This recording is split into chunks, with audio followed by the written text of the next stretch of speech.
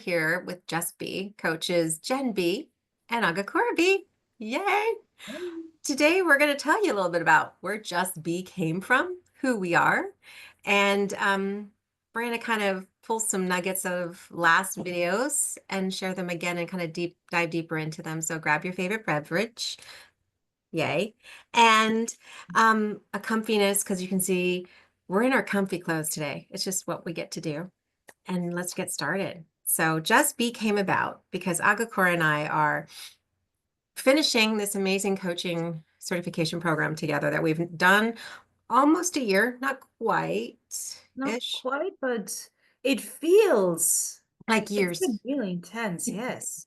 Because we do, you get very connected, and lots you're dealing with, a lot of introspection and um, memories you're sharing and healing.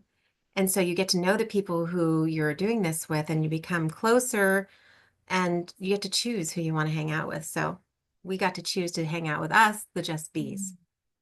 We're just being the Yes. highly sensitivity and ADHD.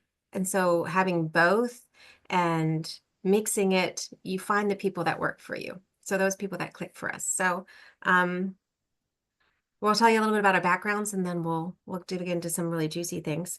I have been learning in the coaching business for almost 12 years and applying it for about a decade.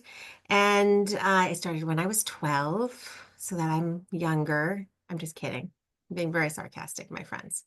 So it's been a while. It's been a journey. And my journey to actually launch this into being Coach Jenn B was in the last year. This time last year, I had no idea that this would be the new space I would be stepping into. And what I've heard this past year that really has stuck with me is, if you see your path, that's not your real path.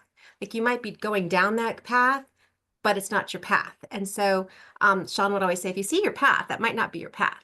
And it wasn't. This time last year, what I saw as my path has completely opened up into a whole new place.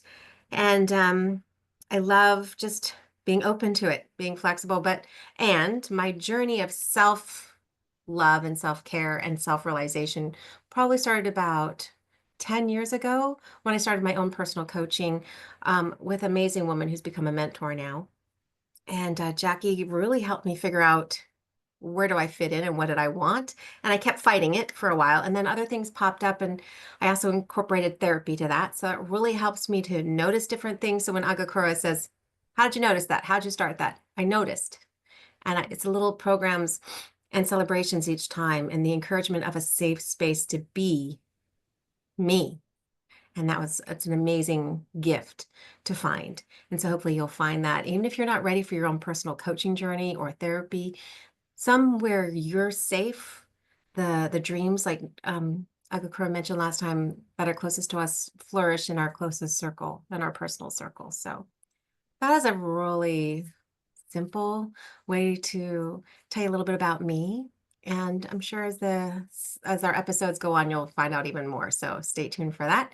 And I get to pass it to my gorgeous friend, Agakura. What do you have to say for yourself? Well, as you were talking, there were so many things that I was like, "Ooh, I'd love to know more about that." And that's why you'll see me I pulling have out my my pen pen. too. Okay. I think it's something that will just happen. One thing is that you, as a listener, so first of all, hello, and it's always amazing to welcome you into this space with this conversation. Um, One thing that you might notice, or you will be noticing, is that whenever Jen or I say the word but, we will quickly go and correct it to and. You did that. I did that the last episode. It's become such a habit because that's one of the things that is ingrained in us in this amazing coaching program, that but means that something is not right or is not valid. While if you add and, it makes both of them valid. So that's why if you see us do the but and And but and you'll see where it's coming from. Um, and well, one of the thing that you mentioned with the path is so interesting because I I was trying to think, because you mentioned coaching and therapy. And I thought it would be so interesting to know because I have had both therapy and coaching, and my experiences have been really different in both. And Mm. it wasn't until coaching that I actually felt challenged in how I saw or how I would do things in life. Therapy was this place where, for the first time, the tears could flow and the pain could come out and the anger. And it was more of this sit down, have a bowl of broth, and just let it out. Mm. And still,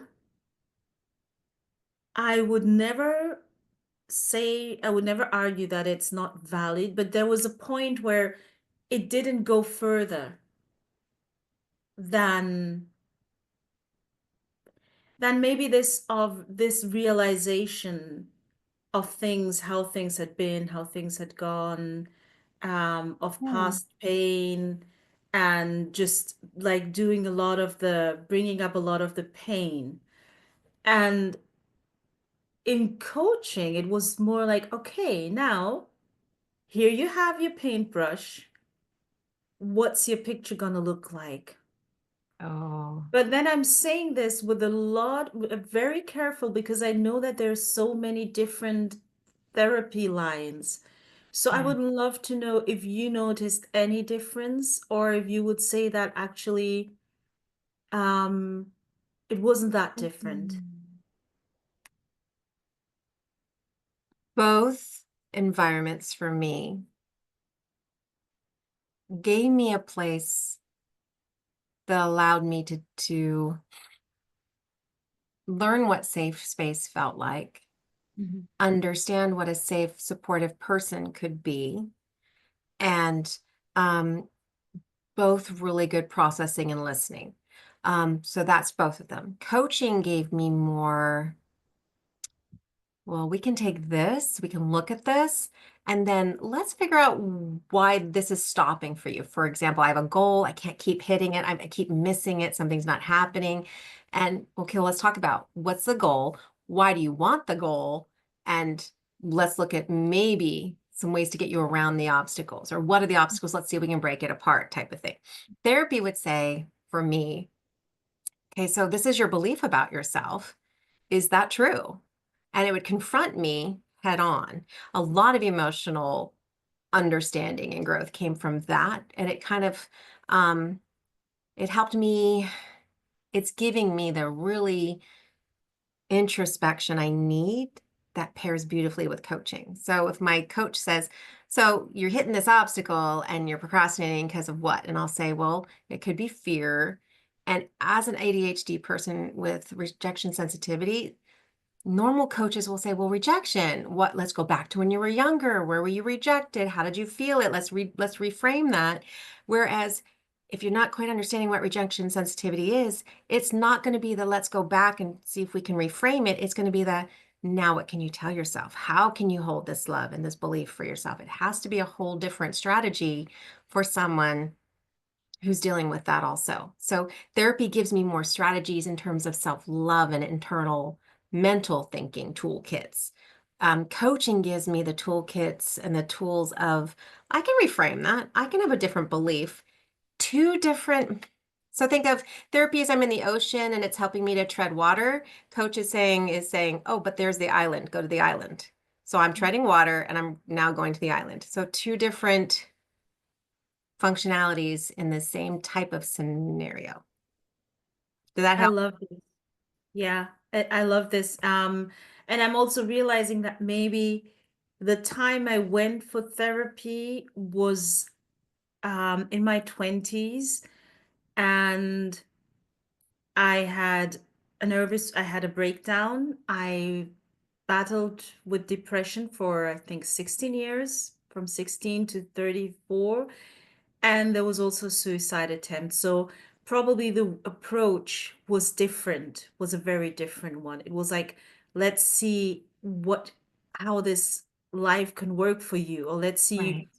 um And I remember that I was in the clinic, I was 26. Um, and I wanted to prepare for the audition to enter the conservatoire. And that was something that was keeping me alive, as in I at least had one goal. I wasn't doing well, but music, that was that. And then the team of psychiatrists and psychologists sat me, like, we had this talk, so we're going one on one, and they were like, we think you shouldn't do it because if you don't enter, if you don't pass the audition, that could have a really bad effect on you.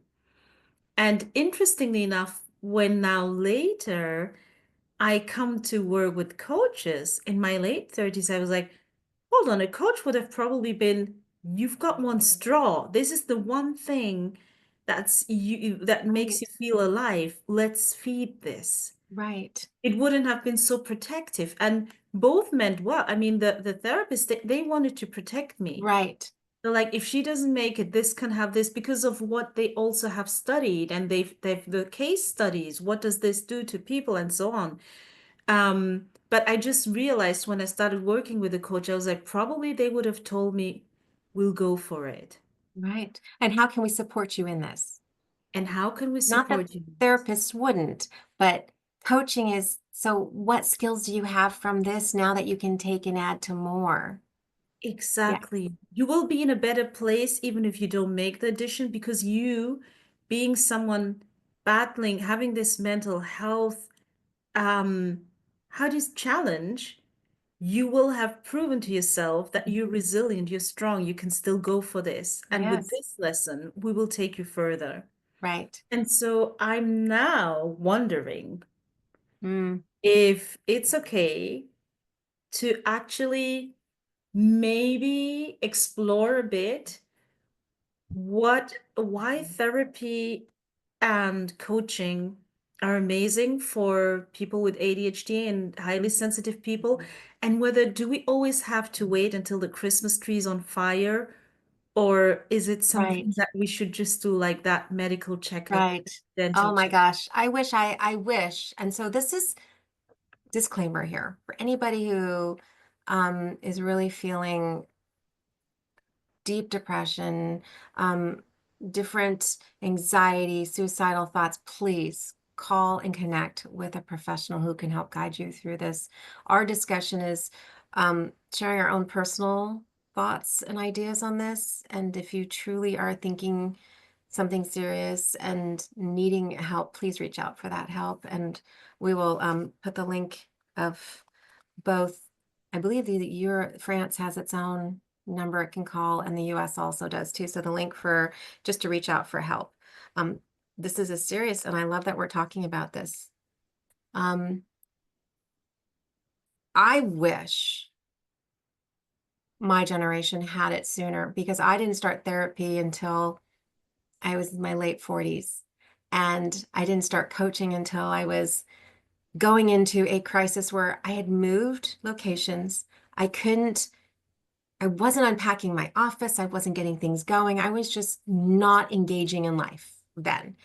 I was just taking care of others in my family and making sure things were happening. And so I now am hearing from family members and friends thinking they thought I had depression. They thought, and I probably did have seasonal affect depression. I could have had a different form of depression. So I wish then I had done therapy to really help clear out some cobwebs that were in my brain that was just thoughts that all the eggshells we walked on, all the masking, all of the energy we put then was catching up to me. And so I'm like, okay, I've been with talking to this one person and watching videos online for years. I think it's time I get myself a personal coach, Mhm. thinking that's where I want to start. That's where I feel safe. That's where society can support me in this. So I got myself a coach. Thankfully, Jackie's been amazing. She's turned into this amazing mentor and friend. Therapy came around probably about 10 years later, 9 years later, and helped really go, oh, you have ADHD. This is what so you had shame, you have guilt, you have all this you're trying to work through. Also, that there's different, I just wish we had had it sooner. Like you said, I just wish Mhm. our society was a little more open about it years ago so that today we'd be a little maybe further along, or maybe not. Maybe I wouldn't be the person I am today. Maybe sometimes it's this thing like maybe this was meant so that we would be able to help and understand, Yeah. even if sometimes I feel I could have done without it. Like I'm going to be honest.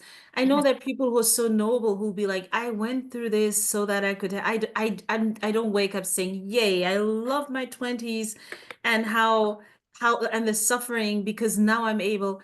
But then as it went like this, Yes. let me just say I'm able to connect, to be empathic, to understand, to help Absolutely. and to even read things or see things that others may not because I've been in that country, I've been in that land, I know how it feels. And Right. um, as I was mentioning, not wanting to be anymore, that was when I was 23, Mhm. was because I thought I don't want to be because nobody wants me to be. It was Mm. it was so much, it was only getting up to be who others wanted me to do the masking, the walking on eggshells, to be perfect, but feeling that I didn't know how to create a space where I could be. And because other people were the ones giving me permission to be, I was like, if they don't want me to be, I Then don't where's my want to be. permission to be? Exactly. And then I don't want this. And we talked about this episode before. How do you start? How do you learn to allow yourself to be and to support yourself when Mm. you've actually been the person who has not allowed yourself to be for all that you've been your Because because you're their all own person holding yourself back. Yes. exactly. So Oh, how where do you start? How do you start? And I do believe that one part to start is to have, be it a therapist, a coach, a mentor, someone who, somebody. what I think it's also being like going with what feels right for you. There's never, because interestingly, I did therapy in my 20s and coaching in my 30s. You started with coaching and then went to therapy. There is no way, There's um, no perfect recipe, which is a no beautiful right, thing. exactly, but it's about getting in Yes. front of someone and And be figuring out what that is. Maybe it's a support group.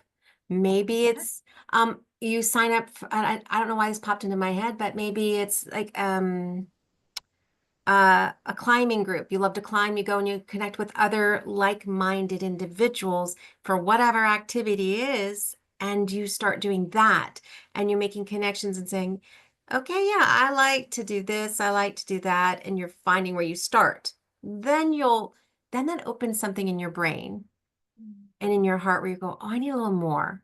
So what am I looking for? Is it a coach? Is it a therapist? Is it another support group of a different type? Is it I think, yeah, like you said, I was thinking you get to a point where you've had enough.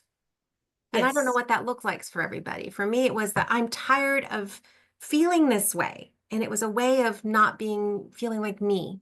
I just didn't feel like a person who had an idea of who I was at that moment. And that's where it was for me. And it could be for anybody, it could look like anything, Mhm. but noticing it. And like you said, being aware and being honest with it, going, okay, I'm feeling this way. What can I do with it? And find a Okay. person to talk to. Yes. Yes. Yeah. And I don't know, do you feel like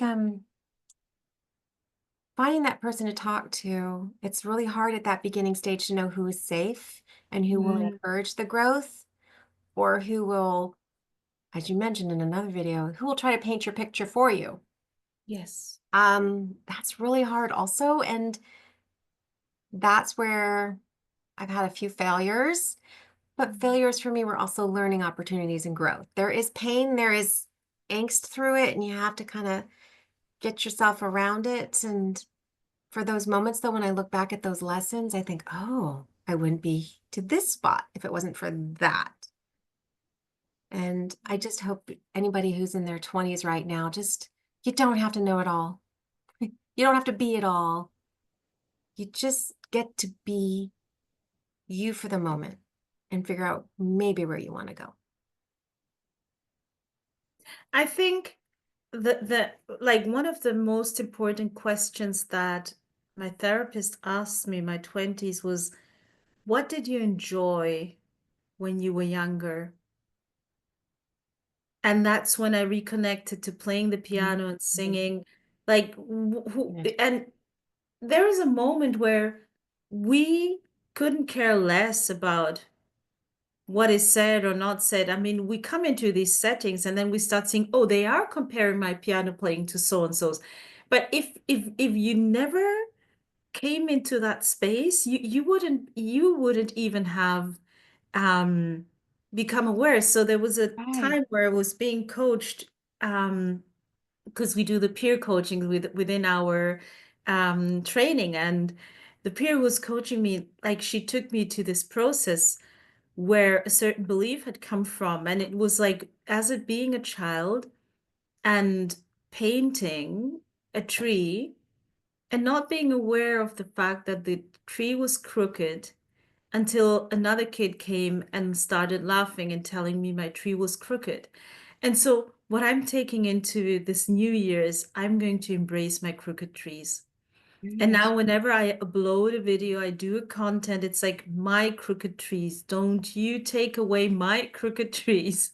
Nope, that's just don't take it personally either. Remember that we're not going to Exactly. take it personal and we're just going to just Yeah, us. Yeah, it's a journey. It's not meant to be a straight path because that'd be so boring.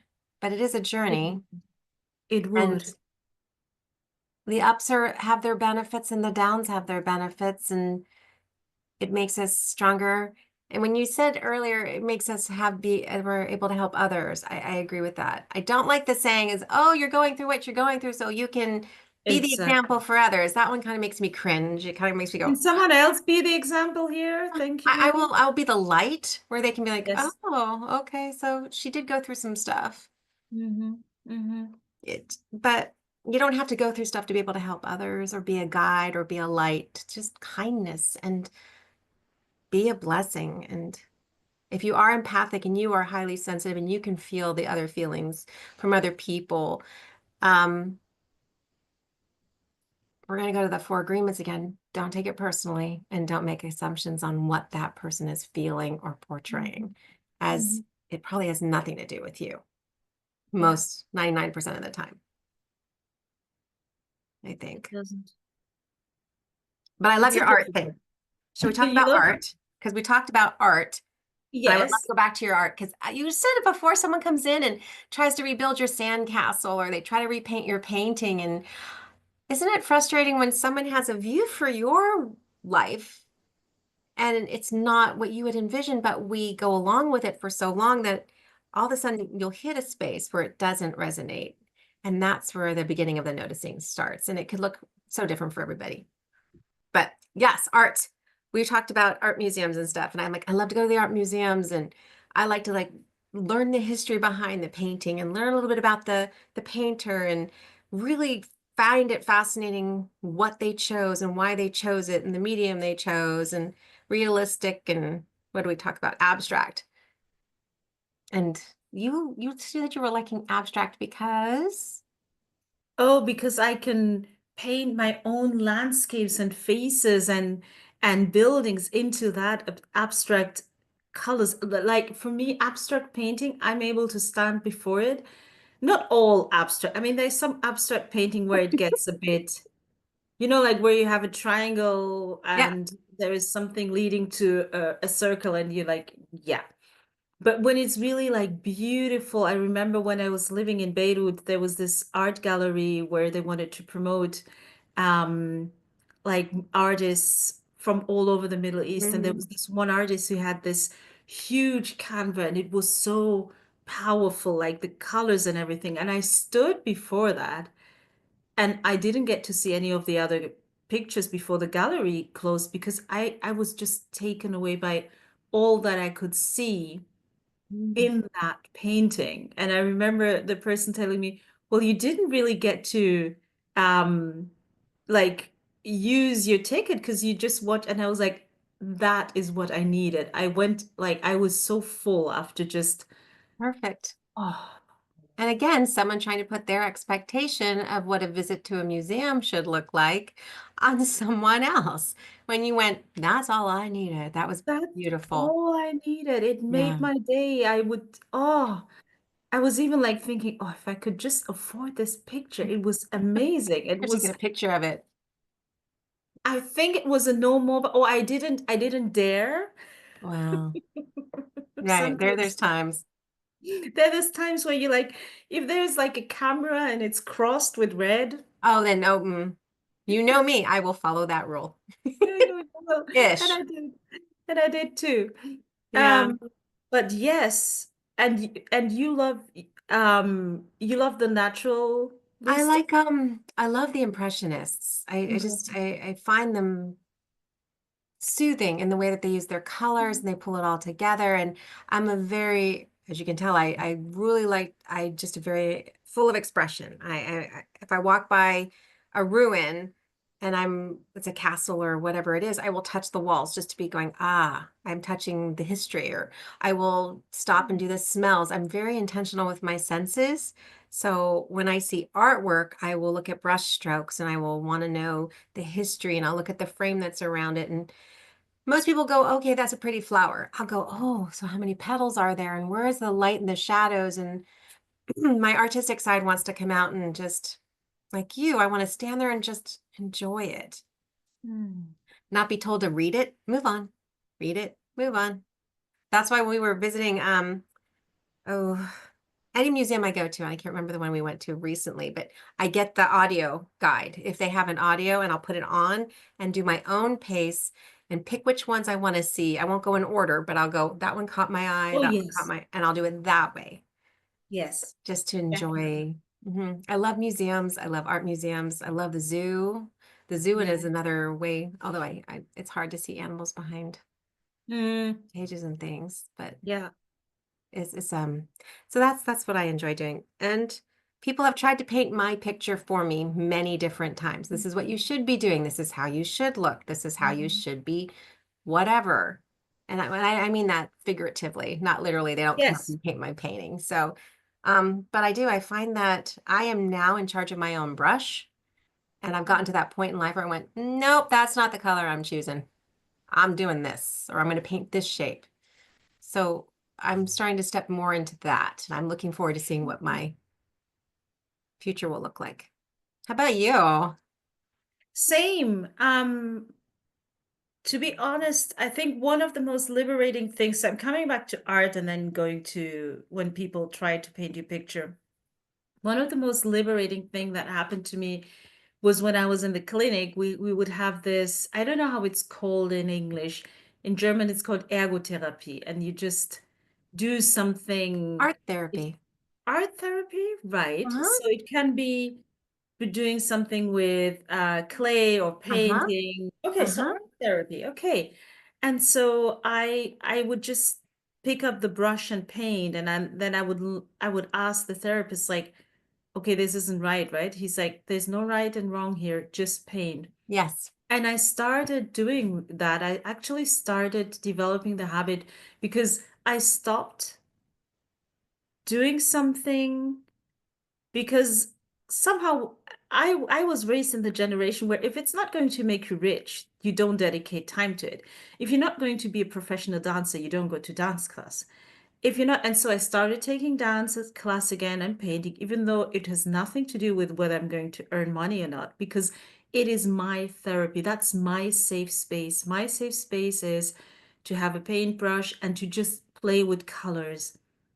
Nobody has to understand it, but it helps me.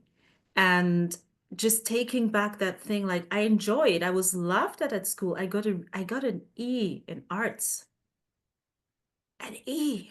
An E means excellent, my friend. In case you didn't know, an E means Ooh, excellent. thank you. You're Thank you. welcome. Because, and so it's the same with life. Like, who are you to tell me that I shouldn't be Right. painting crooked trees?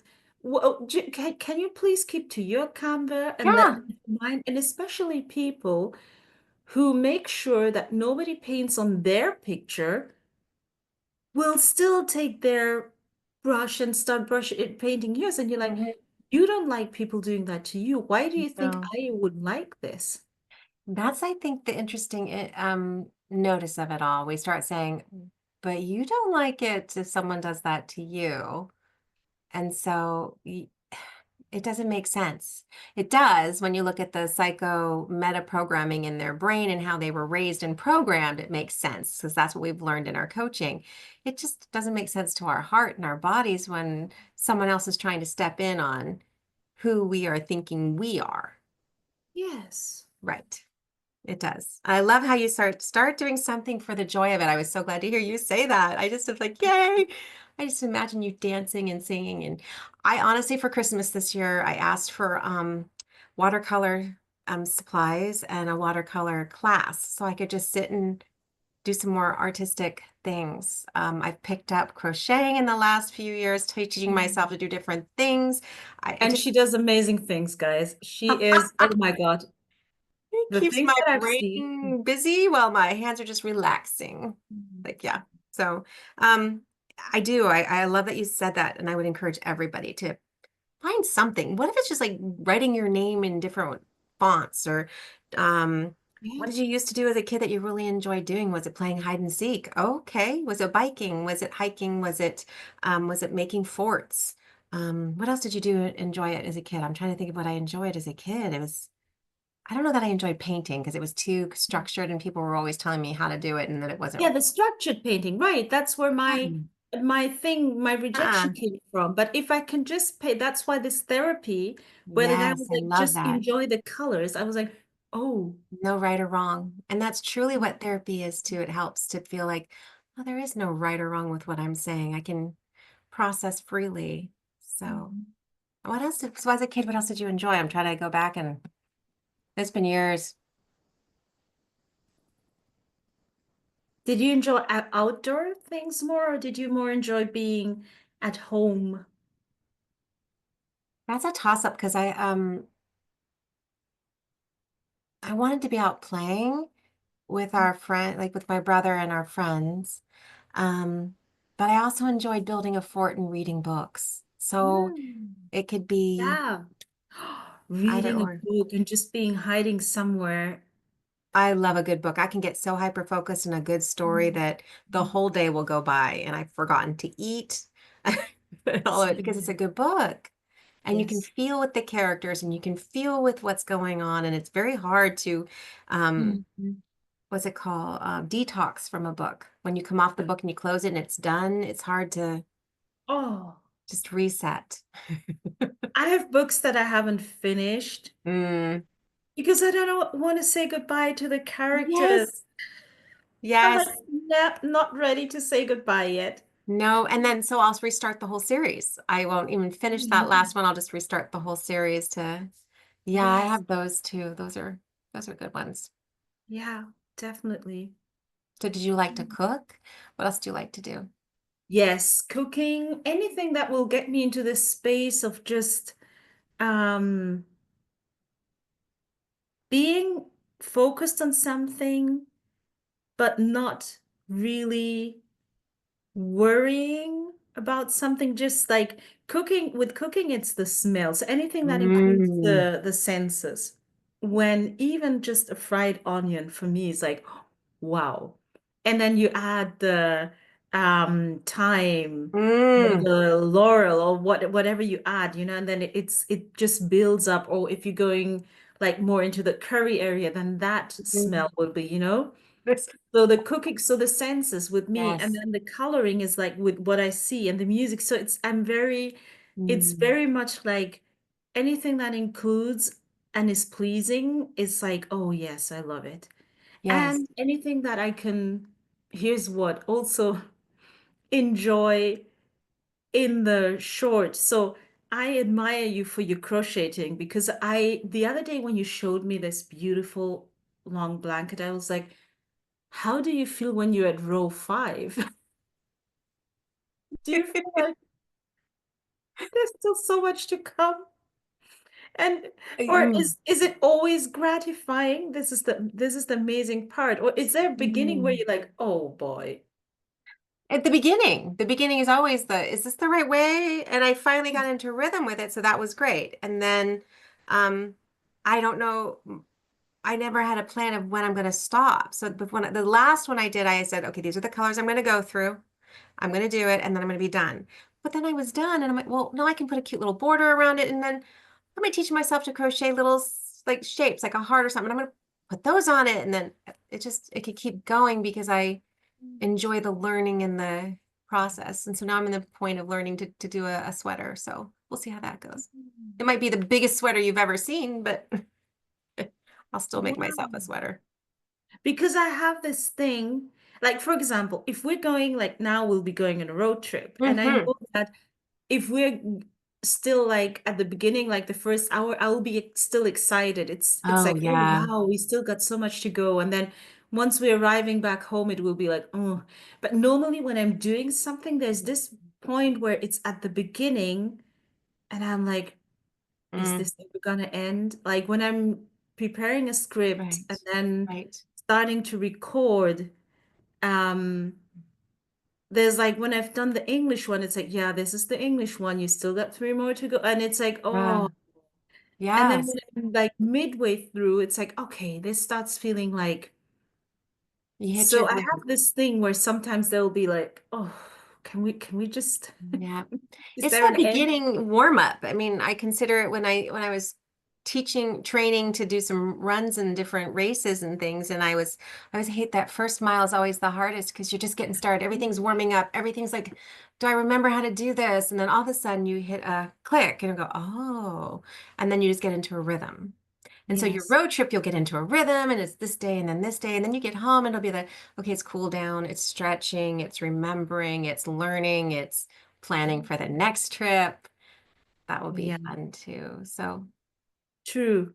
every Having project something has that. planned is also good. Like I know that Yeah. whenever I left my parents and I would know when I'd be back because they live in another country, it would always Right. be easier to say goodbye Oh, uh-huh. than not I agree. knowing. As long as I know when my next time I'm going to see them. Yeah, I know. I get that too. Yeah. Otherwise, goodbyes are so hard and I feel them so intensely because you then my brain can go, well, when will we see them? What if something happens? And it starts to take the whoop, go off on Yes. its own little spiral. So it's knowing the little, again, a tool to use to help myself stay stronger in my confidence and going, I'm going to see them here. It Hmm. will be okay. Hmm. Yeah. Yes. And I guess wrapping it all up into being just be in the therapy and the coaching and doing things that you want for joy. I think that's recognizing when someone's trying to paint your picture for you is probably the beginning of it. And then recognizing where you get joy in whatever activity it is. I would say would be the beginning of that journey. Mhm.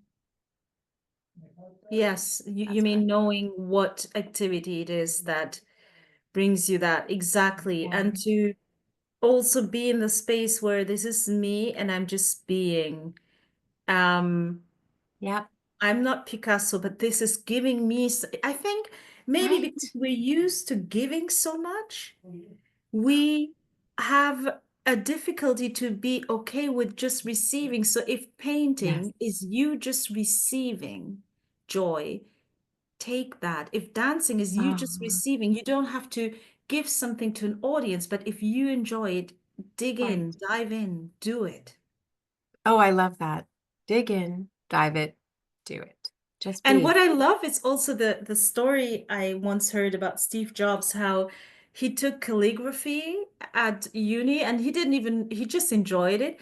But then later it helped him to create the different fonts apparently. So, but Oh at my that time he goodness. wasn't doing it because he knew he was going to be the founder um of Apple and what have you not. He was just intrigued by it. But then later he could pull from it and that you never know. I find that amazing. Hmm. And I could like do a deep dive into that later and kind of do some, I might have to. So If any ideas pop up while we're sharing, please put them in the comments so we can have a conversation with you. And we hope you like and subscribe to these videos. We'll be doing some more episodes coming up. Anything you're interested in, put it in the comments. We'll make sure we converse about that with you on the next episodes. I'm going to leave it with let's just be. How's that feel, Agakura? That feels just right. Just be. Just be. Well, thanks everyone. We'll see you again next time. Bye.